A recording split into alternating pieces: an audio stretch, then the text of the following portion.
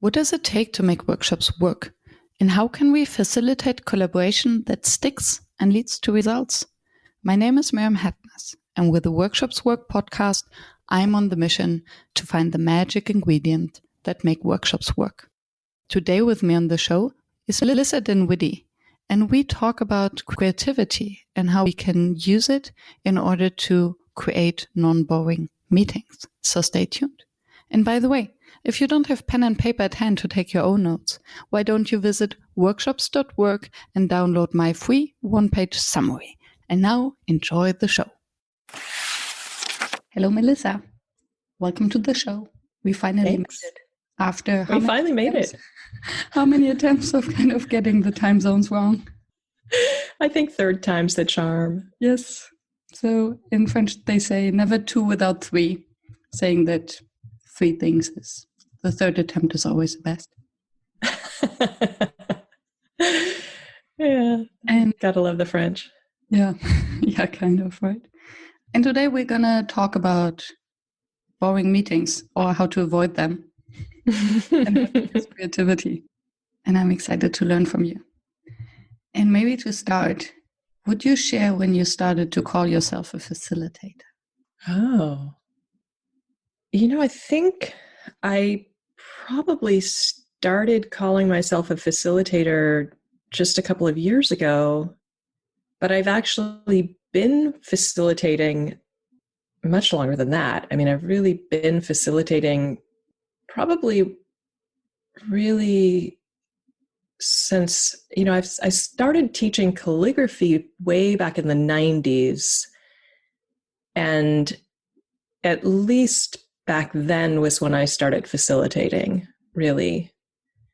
And then I started leading creativity retreats. My first creativity retreat was in 2012, and I was definitely facilitating then, but I don't know that word was in my mind at that point. I don't think that I thought of myself as a facilitator until probably maybe 2017, when I was really making the shift from working B2C with individuals, helping them really get creatively unstuck, and either helping people who identified as creatives to sort of get past creative resistance, and helping people who identified as non-creatives, but who really wanted to find their creativity. Mm. So that sort of those two populations who are really the same thing. That would have been my next question. Yeah, because human beings by definition are creative. That's part of what makes us human, is we are all creative. But for some of us, that gets quashed really, really, really early. And so that we end up identifying ourselves as non-creative. We believe that we're not creative. And I think for a lot of us, that gets sort of squashed in the school system. Mm. The school system is designed not to encourage creativity, but really to encourage people to please a single authority figure, the teacher. Which is a creativity killer, right? It's a creativity killer, absolutely. One person or one authority. Right. You have to, in order to get the A, you have to do what the single authority figure tells you to do. And that's not to, think outside the box, as it were, but to do what somebody tells you to do. To obey and follow. So exactly. Two questions come to my mind when listening to you. One is, how would you define creativity actually? And what is it that gets us stuck? Or what is your understanding of being stuck on the creativity path or exploration? Creativity is, there's so many various definitions of creativity. I see it as, connecting dots and making something that wasn't there before. Creating. Yeah. So you might make something that wasn't there before out of taking things that are already there and making something new from those things that were already there. Or you might make something out, there's nothing and now there's something. Yeah. Which is so even translatable to ideas, right? You can absolutely create a new idea out of it, or you can create a completely new idea out of nothing. Absolutely. Yeah. Right. So, anytime you're solving a problem, you're using your creativity. If you're drawing a picture, you're using your creativity. But if you're making something that didn't exist before, that's creativity. If you're copying something that already existed, then that's not really creativity in the same way, so it's really making something that didn't exist before. Makes sense. So what was your other question? What gets us stuck? Because you said that you're helping people to get unstuck. Yeah, so many things get us stuck. Some of the big ones are, I'm not good enough. Other people are better than I am. That's the comparison trap. Therefore, I shouldn't do it. That's a huge one for me. That's what stopped me for 15 years when I was 13. Wow. So how did you get unstuck? Oh my goodness. Well, really, ultimately, it comes down to self-compassion and play. Forgiving myself for being human. Perfectionism is a big thing that gets people stuck. This idea that you have to do it well, you have to do it perfectly, you have to be amazing at it, you have to be instantly amazing at it.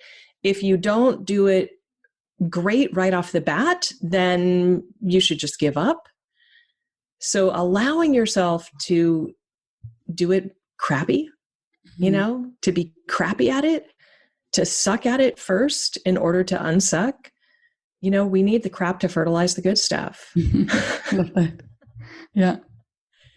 And giving yourself permission to make crap for me has been key. And if you think about it, when you're 2 years old, when you're 3 years old, when you're 4 years old. So 4 years old is when I go back to, because I think about when you're 4, you sort of have enough consciousness to be aware of what you're doing. When you're 2, maybe you don't have consciousness to even remember that far back, but most of us can maybe remember when we were 4.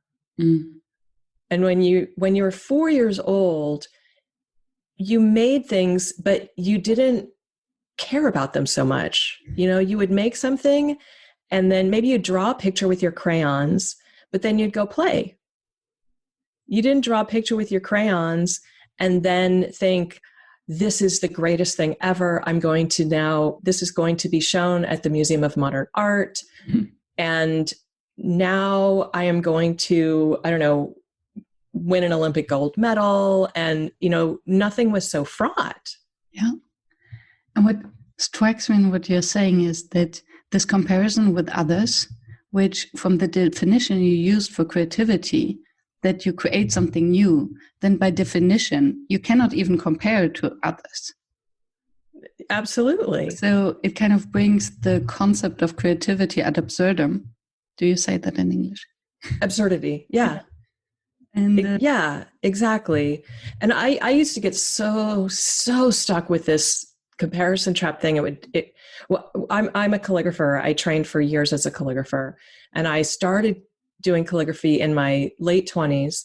And there's a journal in the calligraphy world called Letter Arts Review, and it's filled with, and they would have these annual issues. I think there are 4 issues a year, and there are these annual issues that would come out that are, they'd have these call for entries, and people would submit their best work, and some juror would select, what they determine are the best pieces that year that would be published in that year's annual review. And I remember sitting in wherever I lived, flipping through the Letter Arts Review annual review and sobbing sobbing because I remember thinking, my work is never going to be this good. I'm never going to get in the pages of Letter Arts Review. And I just had this desperation. And I'd been doing calligraphy for, 6 months, a year, however long it had been. And I was just overconfident of a 20-year-old. Oh my God, just the ambition and the despair just all mingling together. And, it's like, give yourself a break, Melissa. Yeah, overambitious, I meant, not overconfident of a 20-year-old. Yeah. Yeah. And what was interesting to me was then 8 or 10 years later, I started singing jazz and taking jazz vocal lessons. And I was in the same place of being a beginner in this new, crazy hard craft. And again, feeling like, here I am, there's this thing that I desperately wanted to get good at. And I'm a beginner at it, so, and I, can compare myself to all these amazing, great singers, Carmen McRae and Ella Fitzgerald. And, I'm never going to achieve their level of greatness, whatever. But I didn't have that same level of despair. I was able to be where I was and see the target that was so far away and know sense how far that target was from where I was, but not feel a sense of despair. Instead, feel like enjoy where I was in that moment. Enjoy it. And I remember thinking about, wow, 10 years ago, I was just learning calligraphy and I could see the target far away from where I was. And I had such a hard time enjoying being a beginner calligrapher and, being here, wanting to be there, but enjoying being here while I was aiming for being there. And now I'm a beginner jazz singer and I'm able to enjoy being here while at the same time aiming for being there. And do you think it's a matter of age and maturity, or it's a matter of the craft? Because for me, I don't know anything about calligraphy, but it sounds as if calligraphy starts a lot with just copying the other fonts and trying to replicate what's there. Whereas jazz music is, you learn from the beginning that it's the creative process of just being in the swing and creating something. I think it was age and maturity. Yeah, I think it was age and maturity, because I think that there's so much to be able to really savor and enjoy in whatever craft you're learning. There's always going to be this level of frustration and sort of this existential pain of whatever it is you're doing, you're not doing it at the level that you want to be doing it at. That's always painful. And now I wonder about your experience as a trainer and facilitator, because that's a craft that you very rarely get to compare yourself, actually. Because you might hear about the work of other facilitators, you might sit in a workshop, but it's very rarely that you really can compare your work to other people's work at the same time, or literally compared. So how was your journey of feeling as a facilitator, of training this creative muscle, of creating a workshop experience or a learning experience for your clients? I love that question. Well, the comparison trap is my biggest gremlin. So I always find ways to compare myself. You're not alone. Welcome to the club of all. And I've been through various different trainings myself. So I instantly latch on to, the comparison with the people who are training me, right? I look at them as role models and ways, people to aspire to and compare myself to instantly. And then I have vast networks of other facilitators that I'm part of. The Applied Improvisation Network is one, and I go to the Applied Improvisation Network World Conference every year. Of course, this year is different because there was no conference this year because of COVID. But I go every Friday to an open space event on Zoom with other facilitators. So I get to experience what other people are doing there. And I've been to a number of Lego Series Play trainings and unconferences, and I've gotten to experience how people work there. So, my comparison trap brain is always looking for looking for ways to compare. And I really have to work hard to not get dragged down by that, and to turn it into, I can aspire to that, and to not let it bring me down, but to see it as an aspirational tool, my tendency to compare. So what are you telling your clients if they are falling into the comparison trap and therefore self-sabotaging their creativity? Yeah. So I have 10 guideposts. I wrote a book called The Creative Sandbox Way, which is based around 10 guideposts that I developed. I originally called them the 10 rules for the Creative Sandbox. And the number 8 is dismiss all gremlins.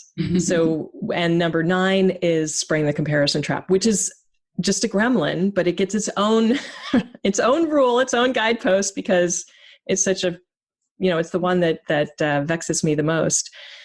And, to notice when that appears, when that gremlin shows up for you, notice it, and just be aware that it's not like, it's a gremlin. Like, it can be helpful to give it a personality, to name it. I like that. And to, be mindful of when it shows up, that it's not just, oh, I suck. This person is better than me. Therefore I suck. I should quit. But here comes that gremlin again. Here comes that comparison trap.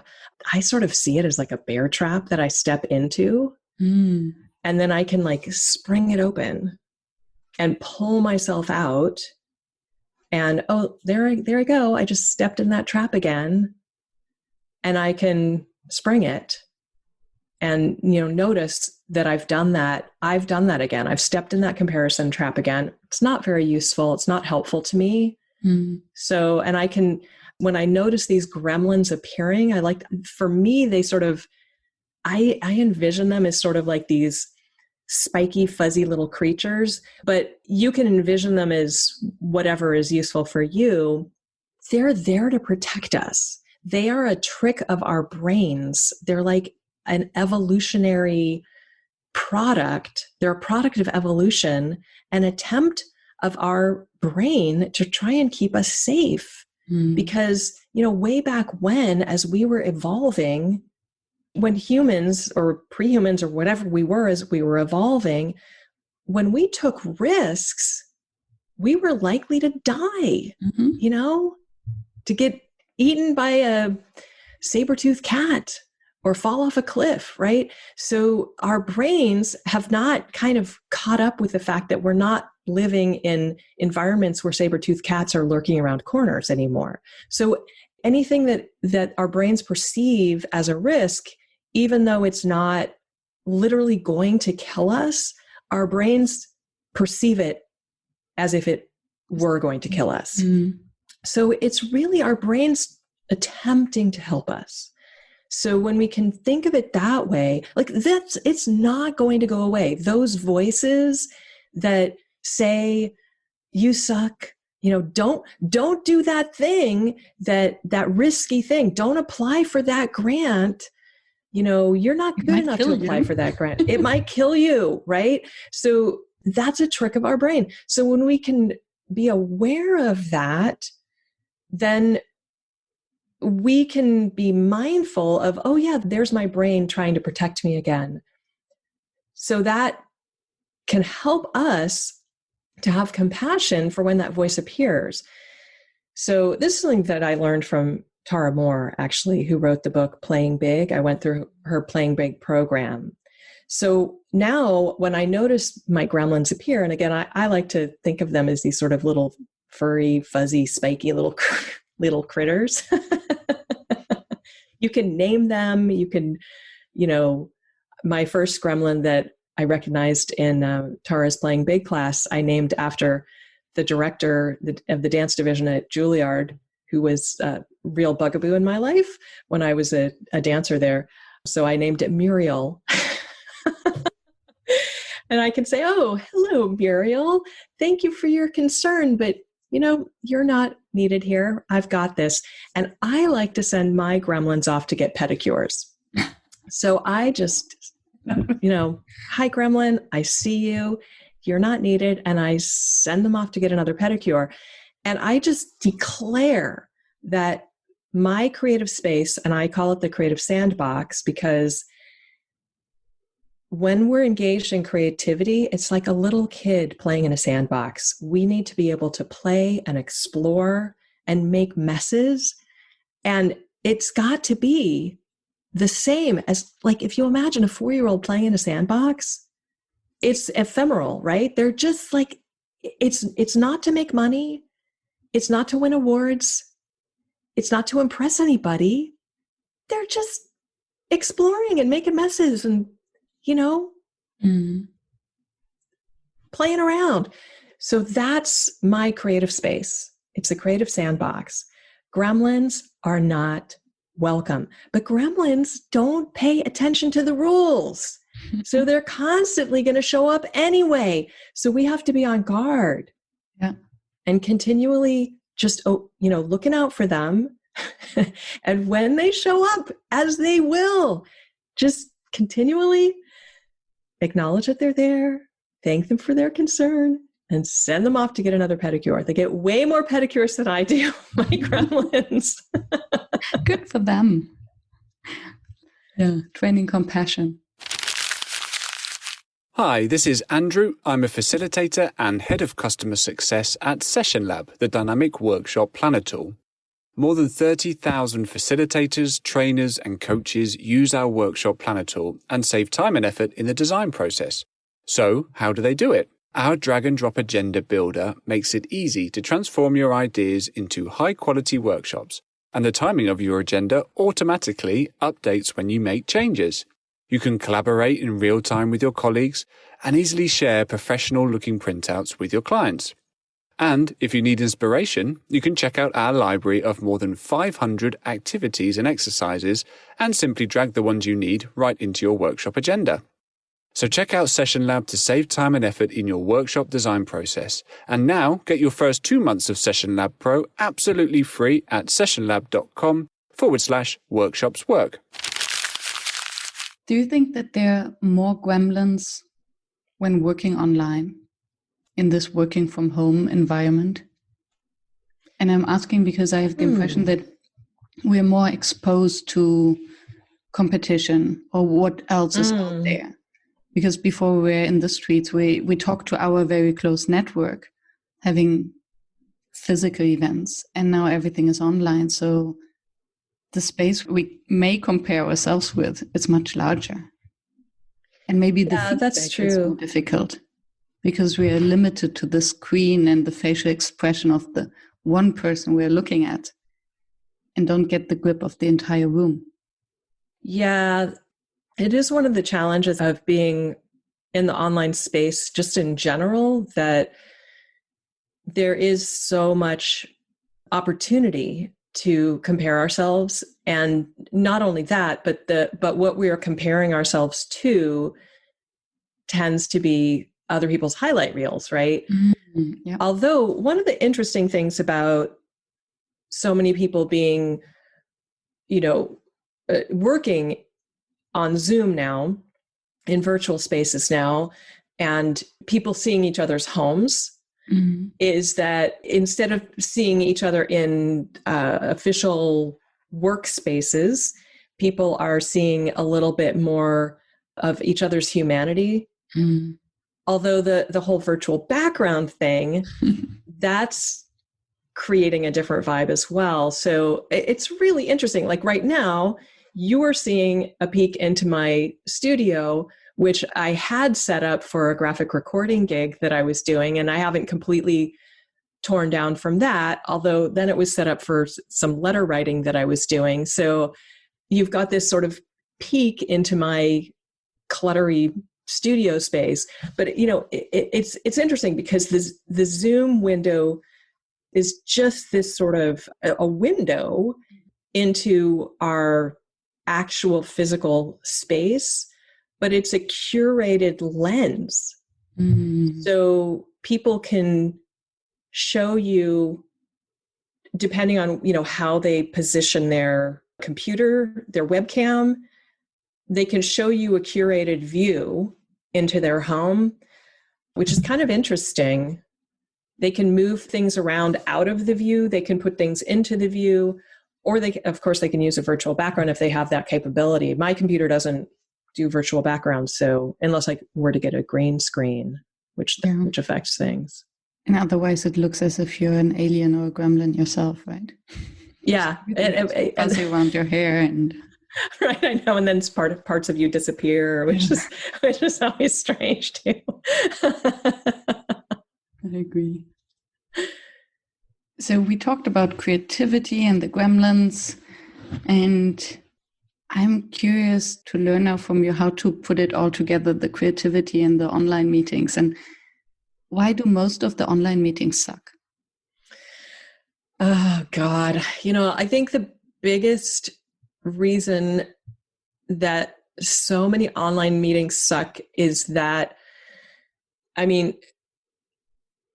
sort of the upshot is most people have no idea how to operate in a virtual platform. And they think, well, first of all, I think a lot of people don't know how to lead meetings to begin with in person. And then they take what they think they know how to do in person, and they try to cram that into a virtual platform. And that's basically like taking a round peg and trying to cram it into a square hole. And it doesn't work. Mm. And, we all know in-person is different. Mm-hmm. Yeah. In-person is three-dimensional. Virtual is flat. You've got these, right now, as I'm looking at you, we are side by side. We've got these rectangular windows that we're limited to. And there are things we cannot do because we're on Zoom. But there are things that we cannot do in person that we can do on Zoom. And nobody thinks that way. And so what I like to do with my non-boring virtual meetings workshops is help people shift the paradigm and start thinking about what can you do on Zoom instead of thinking about how can I translate what I do in person into Zoom. Let's think about what can we do on Zoom? Mm-hmm. Because what I know and have experienced is that you can create intimacy and connection and, this amazing sense of creativity and connection and intimacy on the Zoom platform. Oh, yeah. But you cannot do that by taking what you do in person and trying to cram it into Zoom. So what do you do? What is your favorite exercise? Oh, I don't know that I have a favorite exercise, but what I do with my non-boring virtual meetings 101 workshop is I go through a variety of the Zoom features and talk about and share different activities and ways to think about the different features, like rename and chat and not just Zoom. I mean, some of these are not just Zoom features, but they're just general virtual ways to think of virtual meetings, how to think of all these different things with a different mindset. So gestures and things that you can do. And some of these are things that wouldn't work in person, but only work on Zoom or potentially other virtual platforms as well. So let me think of something that would be a good example. Okay, so here's a good example. You and I are in these side-by-side boxes. And if I hold up my hand, and I can hold up my hand like I'm giving you a high five. Mm-hmm. And if I place it to the side, like you and I are in like a Brady Bunch grid, and I can hold my hand up to the side and I could give you a high five. Let me try that. And there. So you and I are like giving each other a high five visually. Of course, we're not actually touching because I'm in California and you're in the Netherlands, but it looks like we're giving each other a high five. Now, that's pretty fun. And it's kind of fun and delightful that we can give each other a high five. And how do you do that, since usually everyone sees a different screen, right? So if you absolutely. More than two people in a meeting or in a Zoom. Right. So you can do a high five competition. And so you can do a high five competition where you can, on the count of 3, everybody chooses a side. They either high five to their left or they high five to their right. And it's on the honor system. If you successfully high five somebody, you keep your camera on.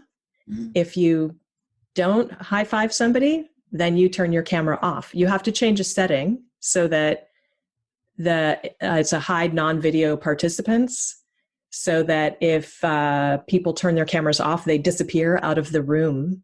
I didn't know that. You can do this. You can do that. And then fewer people, some people will disappear, and then you count to 3 again. Whoever's left high fives, either left or right, until you end up with one winner. And who is determining whether it's right or wrong? Is it then the facilitator, you, saying who got it, or do you have to take a screen? No, it's up to each individual. Okay, I love it. I will try that out. So that's a fun game that you can only play that on Zoom. You can't do that in person. True. But there is an update coming. There is a way that you can all see the same screen right now, where a host has to change some settings in both at their, they log into Zoom and changes the setting. They have to change a setting in their Zoom account, logging into Zoom. And it's to show their Zoom windows. And then they have to come back and log into Zoom inside a meeting and change a setting in Zoom to show their Zoom windows once they're logged into a meeting. And then you can share your screen to show your windows, show your Zoom windows, and then everybody sees the same thing through your screen share. However, sometime later this month, Zoom is doing an update, a feature update, which will allow the host to change things to set the order of where the participants are going to be. Yeah. And then everybody will see the same order of participants. Interesting. Yeah.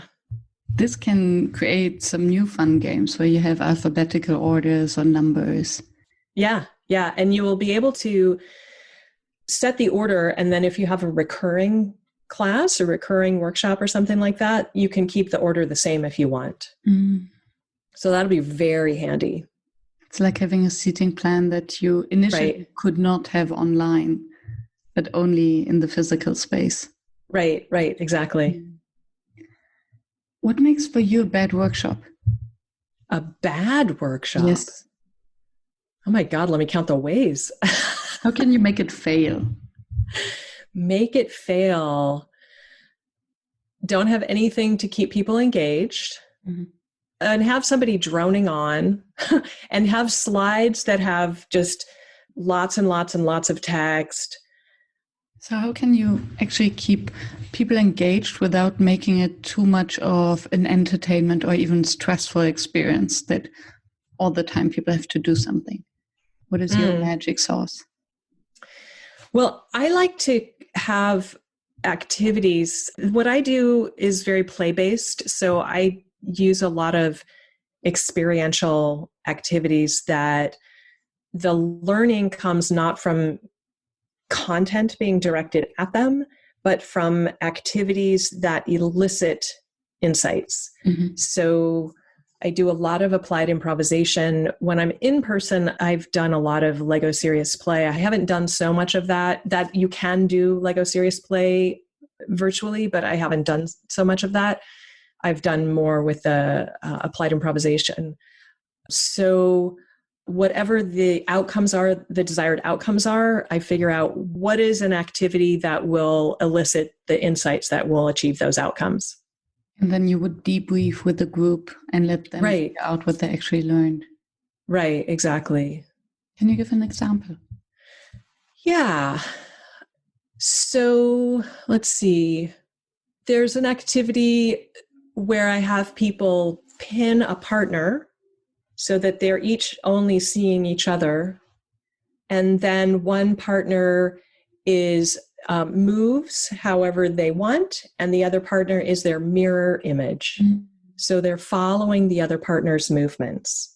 And the goal is to follow as closely as possible, like they're literally their mirror image. And so they do that for, maybe 10, 20 seconds or something. And then I have them stop. Maybe I have one pair demonstrate. Mm-hmm. And typically maybe one of them is moving very quickly and the other one is having a hard time following. So I'll talk about how is that working? Why was that hard? Or ask, some of the other people in the meeting, were they able to follow them? What would make it easier for them to follow? And then the obvious answers are that, slow down, things like that. And then basically the upshot as they go back, some of the takeaways are slow down, be logical in your movements, and have your partner's back. And the upshot is that, or some of the takeaways are, in order to be a good leader, you actually need to follow your follower. Mm. Beautiful. Mm-hmm. There's a lot more takeaways that you can get from that as well, but this mirroring exercise is a really good one for leadership and for listening. So I'm going to be doing it for a workshop coming up soon for a small group that it's really about communication and influence, communication for influence. If you want to be able to communicate for influence, you really need to have empathy and understand your audience. Mm. And if your audience isn't understanding you, you need to understand why they're not understanding you. If you're just sort of spouting your information to them, but they're not getting it, mm-hmm. It's not going to help you to just keep spouting your information. You need to understand what's going on with them. You need to follow them in order to lead them. And the exit. You need to take your cues from your audience so that you can communicate effectively to them. You have to follow your follower. And the exercise reminds me of one of the improv principles, that you have to make your partner look good. Right. Right? Because if you're moving too fast, how can your partner even closely look good if they don't have a chance to actually play the game and to follow? Exactly. What are the things that you miss doing in the physical space that you cannot do on Zoom? Oh, I miss circling up with people. There's so many circle games that I really miss doing. And I lead creativity retreats, and getting together in person and eating meals together and laughing together. I really miss that. I really miss that. When you say circle, and now with the upcoming Zoom option of actually numbering or building a circle or something that could be a circle line, I wonder, is it really about the circle, or is it about so that you do have a sequence, or is it the magic that happens to sit in a circle and to have the entire world kind of outside? Because I think with a Zoom meeting, if you're really engaged, it kind of feels like in a circle because you don't pay attention to the outside world, which is in your back. Yeah, I think it's the sensation of being in community with people over, like my retreats are over 5 days, and that, you know, being in communion with people for 5 days is so special. And we stay in a place that's far away. And, you know, we're living somewhere together. It's hard to get that same feeling and being able to hug people and laugh together. And it's just, you know, and going on hikes together and stuff like that. It's just, you can't get that. And I am leading creativity retreats, and I do it on Zoom. I have one that's coming up this Saturday, and I do get a very wonderful feeling. You know, I love doing them, and I also miss the in-person. Yeah. I'm always going to want in-person, and I think I will always still do the Zoom ones, because there's something really wonderful about being able to gather people from all over the planet who wouldn't be coming to my in-person experiences in the same way, you know? So there's benefits to both. So what are you, from your experience, having done multi-day retreats and now doing retreats, if you even can call them like that, on Zoom, what is the maximum time that you would schedule a online workshop for, or even a what is a full day online workshop look like? Well, you know, I'm experimenting with that. So the longest I've done so far with my retreats is 3 hours. But I'm doing a 4-hour retreat on Saturday, and I'm doing an 8-hour retreat on October 10th. But the retreats are a little bit different, because the way they work is people gather on Zoom, and we do some sort of gathering and storytelling and communing, and then we play games, Zoom games, and then we kind of go off. We leave I leave the Zoom room on so everybody can see that people are working, but everybody goes off and works on creative projects.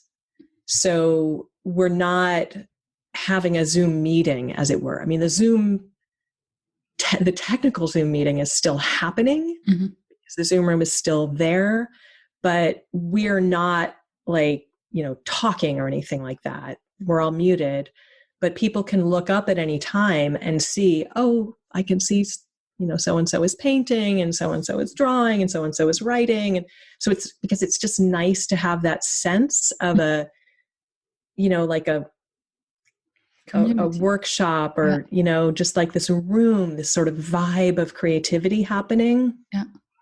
But people are working for a couple of hours solid, and then we come back and share what we've been working on.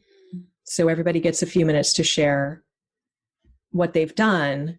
And that's the 4 hours. And the 8-hour retreat, we have an hour break, and then we come to eat or, you know, do whatever. And then we come back and kind of do the whole thing over again. Yeah.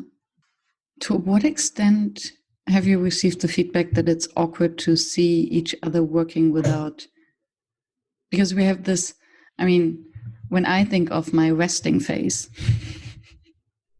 it's nothing pretty to look at. And then I think you really have to also maybe that's overcoming this gremlin that tells you, oh, you need to look good. And I remember, I think there's even research on that if you try to look good while reading a book, you cannot actually think of the content. So I was thinking back when I was a student sitting in the library and then seeing some people walking by. Oh, I need to look good. So reading my book, smiling. Didn't get anything off the content. Well, people can turn their cameras off anytime they want. Okay. Would this change anything for the dynamic? Because I think it can also be something very uniting or bonding to just witness that it's okay that each of us has our own kind of resting face.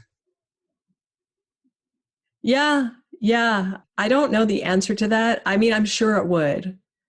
I'm sure anything would change. Anything you add to the situation would change the dynamic, I'm quite sure. Mm. So far, I've done 2 of these retreats so far. And so honestly, I had my back to the camera. I was working at my drafting table, which is on the, I have to turn my back to the camera to face the drafting table.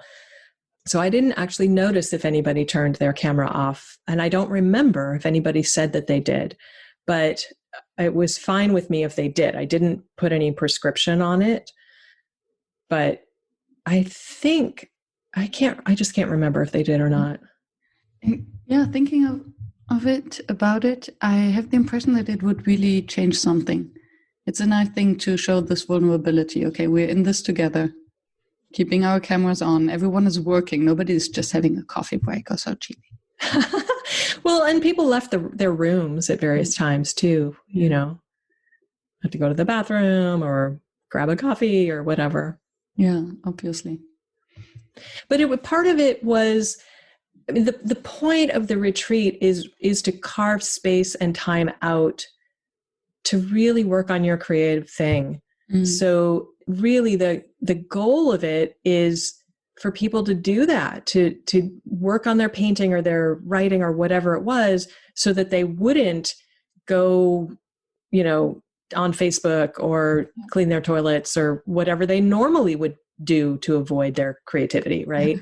So it was useful to have that kind of public accountability that, yes, here I am working on my creative thing rather than avoiding whatever else I might be doing instead. What is for you and not thinking about weird creativity workshops, but maybe strategy workshops or team workshops, what would for you be the definition of a creative facilitator? What does creativity mean for a facilitator? I think trying innovative things in their facilitation, I pulling from various different sources and coming up with ideas and trying them. Mm. And daring to try, maybe. Yeah, daring to try. Yeah. Not just sticking with the tried and true, but daring to try something different. Yeah, not just copying and replicating. Yeah. If you could give one advice to the audience on how to get unstuck in their creativity, to have better or non-boring online meetings, what would be your advice? Specifically to have non-boring online meetings. One of the things that I learned, I went to the Creative Problem Solving Institute a few years ago, which is what turned me on to Lego Serious Play, and really what kind of turned me on to the idea of, wow, maybe I could be a facilitator as a thing, is the framing of the question, how might we? And just looking at the Zoom platform or whatever platform you happen to be on with that question in mind, instead of thinking, how can I take I've got my beloved in-person, workshop that I run, I want to cram it into Zoom. Instead of thinking that way, start with this, how might we? Question formulation. Love it. How might we use this platform and the various different features inside of it to inspire my meeting participants or, whatever the next part of your phrase is. And as you explained beforehand, how might we use this platform to create something that we wouldn't be able to create in the physical space? Yeah. Yeah. Love it. Thank you. Little extra nugget for those who listen until the end.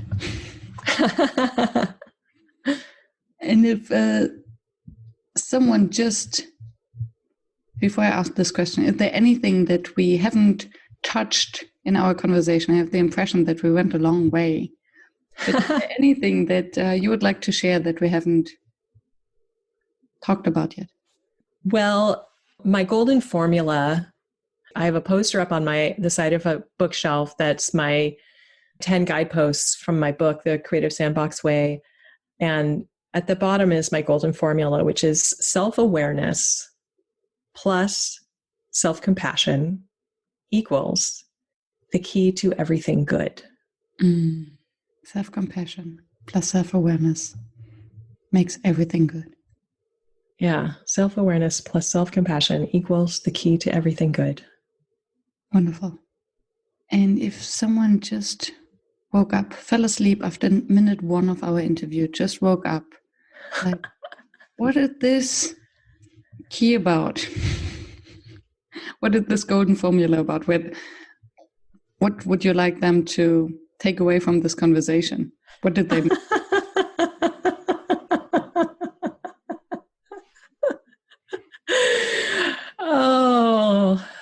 Oh my goodness, we talked about so many different things. Let's see. Well, virtual meetings don't have to be boring. And creativity all goes back to being a 4-year-old, playing in the sandbox. Perfect. We'll remember that. Thank you so much, Melissa, for your time and your laugh and for sharing all these hacks. And I will try to look at Zoom from a different angle and find all these hacks that you mentioned that I haven't come across yet. Well, have fun with it. Thank you. We will, the audience and me. And I will put all the details about how to find you and your book and your courses in the show notes so that the audience can reach out to you directly. Wonderful. It's been a great pleasure talking with you, Miriam. Thank you, Melissa. Thank you for staying tuned and listening to the show. I appreciate your attention as I know how busy you are. If you enjoyed it, please subscribe and engage by sharing your comments and thoughts, and visit workshops.work to download the one-page summary. I'm looking forward to seeing you back at the next episode, and I wish you a fruitful day.